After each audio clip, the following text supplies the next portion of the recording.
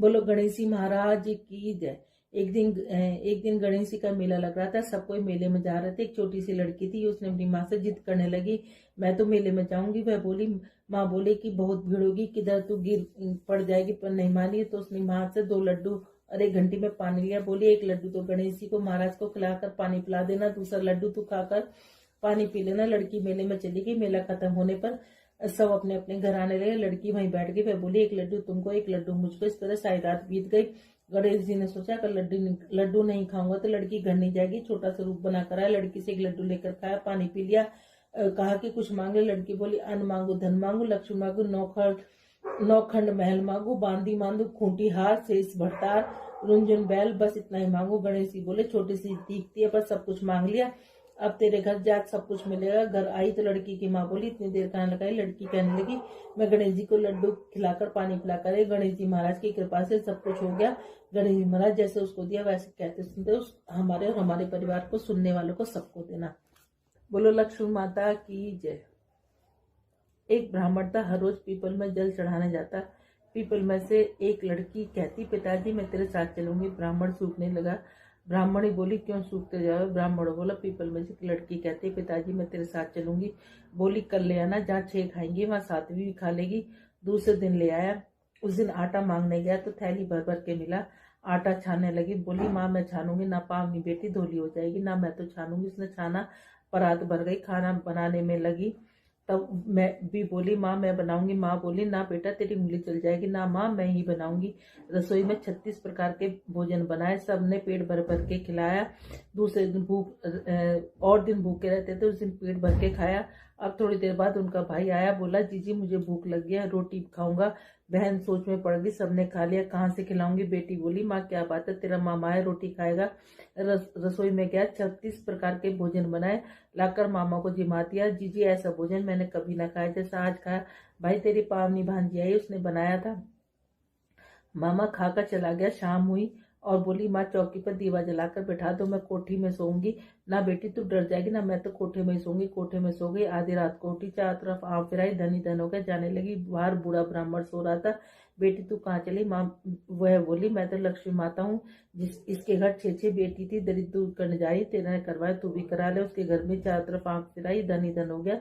सवेरे उठकर ढूंढने लगे, पावनी बेटी कहाँ गई। ब्राह्मण बोला, वह तो लक्ष्मी माता थी, तेरे साथ साथ मेरा भी दिल दर्द दूर करी है। लक्ष्मी माता जैसे उसके दिल दर्द दूर करे वैसे कहते सुनते सबके करना, और हमें और हमारे परिवार के सबके करना। एक सास बहू थे, बेटा काम धंधा किया करता, महीने 2 महीने में घर आया करता। उसकी सास शुक्रवार की मूर्ति को सिंहासन पर लेकर बैठ गई।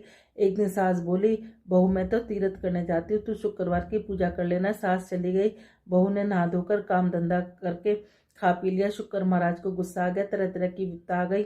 बच्चे बहुत बीमार रहने लगे, लड़के का काम छूट गया, बीमारी में सब पैसा खत्म हो गया। घर में झाड़ू पहुंचकर शुक्र महाराज की मूर्ति को कूड़े में डाला। ये लड़के के बीमार हो गया। सास तीर्थ करने आई, घर आकर देखा बहुत दुख हुआ। रात को सपने में शुक्र महाराज से कही, तेरी बहू ने मेरी पूजा नहीं करी थी इसलिए सारा धन नष्ट हो गया। सुबह उठकर देखा शुक्र महाराज की मूर्ति नहीं है। सास बहू से बोली कि शुक्र की मूर्ति कहाँ है। बहू बोली, मुझे नहीं पता। सास घर बुहार कर कूड़ा फेंकने गई, मैं शुक्र महाराज की मूर्ति पड़ी मिली, उठाकर लाई, नहला धुलाकर बड़े प्रेम से पूजा करी, आरती करी, विनती करी। सास बहू दोनों शुक्रवार के व्रत करने लगी। लड़के का काम धंधा लग गया, बीमारी ठीक हुई। बेटा बोला, हमारी बुद्धि खराब हुई थी जो हमने कूड़े में शुक्र महाराज की मूर्ति फेंक दी। सास बोले, शुक्र महाराज जैसे बेटे बहू से रूठे वैसे किसी से न रूठना, जैसे सास पे वैसे सबके से न। बोले शुक्र महाराज की जय। ब्राह्मण एक ब्राह्मणी थी। ब्राह्मण रोज पीपल की पूजा करते। वो जब तक पीपल की पूजा नहीं करते तब तक ना तो वो कुछ खाते थे ना पीते थे।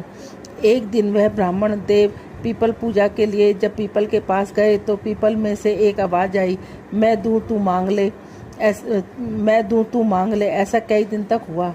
ऐसा सोचने पर वह अपने घर आकर सोचते, यह कौन है जो पीपल में से बोलता है। ब्राह्मण की पत्नी ब्राह्मण से खाना परोसते वक्त पूछती है, स्वामी आप कुछ दिन से परेशान लग रहे हैं, खान पान भी सही नहीं करते, कोई बात है तो आप बतलाइए। ब्राह्मण ने बतलाया कि पीपल के लिए पूजा करने पर पीपल में से एक आवाज़ आती है कि मैं दूं तू मांग ले, मैं दूं तू मांग ले। ब्राह्मणी बोली, स्वामी आप परेशान ना हो, पीपल में स्वयं विष्णु भगवान विराजते हैं, इसलिए आप इसमें अगली बार कुछ मांग लेना। वे बोले, परंतु मैं क्या मांगू। ब्राह्मण भी बोली, आप उसमें से 16 साल की काया, 1000 साल की माया, सुख परिवार मांग लेना। अगले दिन जब वह ब्राह्मण पीपल पूजा के लिए गए, तब फिर पीपल में से आवाज आई, मैं दूं, तू मांग ले। तब ब्राह्मण वही मांगा। उन्होंने कहा, 16 साल की काया दो, 1000 साल की माया, सुखी जीवन परिवार दो। पीपल देव बोले, इसने चतुराई से सब कुछ मांग लिया है। उन्होंने कहा, जो कुछ भी, जो ऐसा ही हो। इसके बाद ब्राह्मण देव घर के प्रस्थान करने लगे। उनका विचार करने लगे कि मैंने कुछ भी अधिक नहीं मांगा। ऐसा सोचते सोचते वे अपने घर से आगे निकल गए। पीछे से आवाज आई, स्वामी कहाँ जा रहे हो? घर का मार्ग भूल गए? ब्राह्मण बोले, हमारी तो झोपड़ी होती थी, यह महल कहाँ से? ब्राह्मणी बोली, मैंने कहा था ना कि पीपल में स्वयं भगवान वास करते हैं, यह सब उनका ही आशीर्वाद है। ब्राह्मण देव बोले, नहीं, उन्होंने तो मुझे कुछ नहीं दिया था, मैं तो खाली हाथ आया हूँ।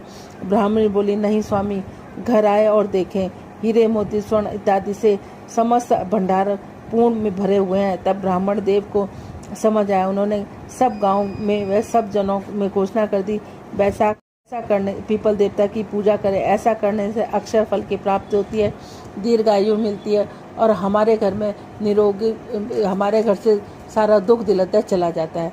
बोलो ब्राह्मण देवता की जय, बोलो पीपल देवता की जय। श्रीमन नारायण नारायण नारायण, लक्ष्मी नारायण नारायण नारायण, तुलसी नारायण नारायण नारायण, श्रीमन नारायण नारायण नारायण। बोलो राधे राधे।